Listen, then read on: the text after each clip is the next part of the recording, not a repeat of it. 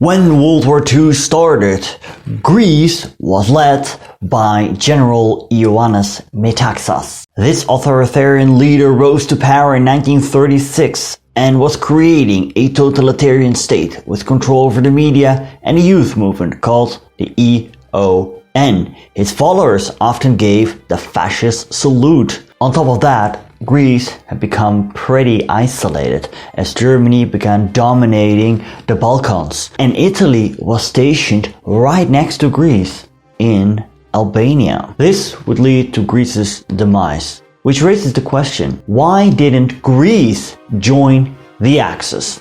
Keep watching to find out.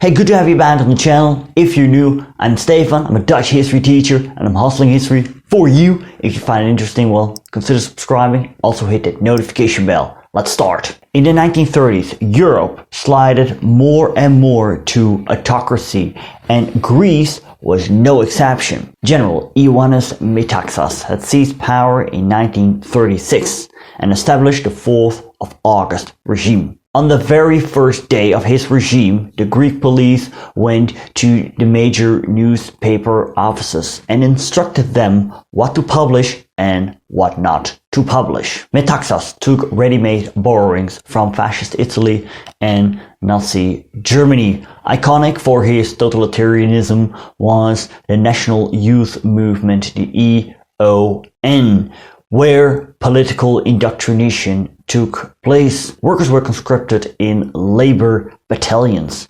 and his followers learned a variation of the Nazi salute, although it is said that Metaxas himself never returned the salute. The Metaxas regime of 1936-40 featured some of the trappings of its contemporary dictatorships, but failed to secure the enthusiasm of a public that defied regimentation. The fragmentation of Greek society by familial and patronage loyalties precluded the dissemination of collectivistic nationalism. Metaxas' doctrine was based on the general will and the nation-state at the highest repository of liberty. The regime was defined as a third civilization, succeeding the classical and Byzantine traditions and combining elements of both. In short, looking at the Metaxas regime, we see a one-man dictatorship, censorship of the press, political indoctrination via a youth movement, fierce anti-communism, and on top of that,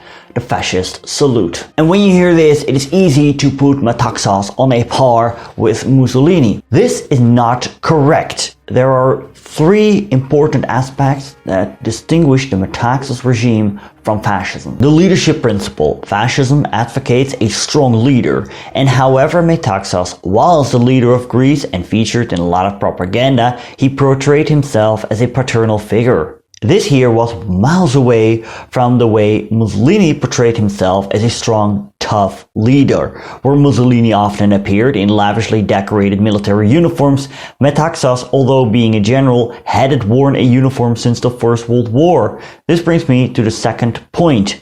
Militarism. The Metaxas regime had nothing militaristic about it. Sure, Greece had a military, and sure, there was the EON, but glorifying the army wasn't the case in Metaxas Greece. Militarism is one of perhaps the biggest aspect of fascism, which was absent in the Metaxas regime. Expansionism. Both Hitler and Mussolini dreamed of expanding their empires. Hitler envisioned Lebensraum in Eastern Europe. Mussolini wanted to recreate the Roman Empire. Metaxas hadn't such visions, and this is remarkable. Why? Well, after the First World War, Greece was allocated large parts of Western Anatolia, which they lost against the Turks in the Greco-Turkish War. You would at least expect a true fascist to reclaim these territories, but Metaxas didn't do that. Unlike Mussolini, who wanted to recreate a bygone empire, Metaxas didn't lay claims on territories that once belonged to classical Greece or the Byzantine Empire. Racial views. Hitler's Nazism differed from Mussolini's fascism because Hitler had racial views. Did Metaxas have similar views? No. His regime was actually more friendly to the Greek Jews and Greek Muslims than his predecessors had been. Yet, Slavic minorities, think of Macedonians, did suffer under the Metaxas regime. So now we've discussed that the Metaxas regime wasn't pure fascism, let alone Nazism. We can still ask the question, why didn't Greece join the Axis? I mean, the Hungarian leadership wasn't fascist either, only from late 1944 onwards, nor was Bulgaria, let alone Finland, which was a democracy at the time. Yet, these countries did join the Axis, albeit Finland as a co-belligerent, which I covered recently. So what about Greece? Before World War II broke out, Metaxas believed that if another war would break out, Greece would be involved somehow. He believed that if the Axis would win, Greece would lose. With Italy and Bulgaria, with closer ties to Germany on its borders, Metaxas believed Greece would pay the price. On the flip side, if the Axis would lose the war, Greece would perhaps gain control of the Dodecanese Islands, perhaps even Cyprus. Besides that, in April 1939, Britain guaranteed Greek territorial integrity and sovereign independence. Britain and Greece started to work together in the economic field. Metaxas wrote, "Because the Germans, I flatter myself, I know their character well, will benefit from every one of our weaknesses and will respect only a serious, steady stand on our part. We must therefore remain honorable to the core towards the British and the French, who offered a guarantee of our security and who do not covet our territory like the Italians and the Bulgarians." And if Greece would join the Axis, it would have Britain as an enemy, and Greece had many ports, and having the biggest maritime power as an enemy then isn't favorable. Metaxas believed, whatever concessions Greece made to Berlin, the German invasion would still come because of the wider Axis strategy in the Balkans, the Soviet Union, and the Middle East. By 1940, the Greek exports to Germany dwindled, and Germany demanded Greece to sign a commercial agreement, which was an infraction of the Anglo-Greek War trade agreement. Greece's foreign policy was typically and formally neutral, but essentially pro-British. Greek politicians who expressed pro-Axis sentiments were put under close surveillance or dismissed, as historians Koliopoulos and Veremis put it. In 1940, Greece's unconvincing neutrality and unmistakable leaning towards Britain were the result of the cumulative forces of the war and the willingness of the Greek government to cooperate with the British. Greece's first violent encounter with the Axis powers came in late October 1940. Italy demanded Greece to cede strategic posts and let its troops unhindered through the country. In the house you see in the image right here, it is said that Metaxas replied with one single word, no, or όχι. Overnight, Metaxas became a national hero, as he had refused the Italians' entry to his country, and war between Italy and Greece began.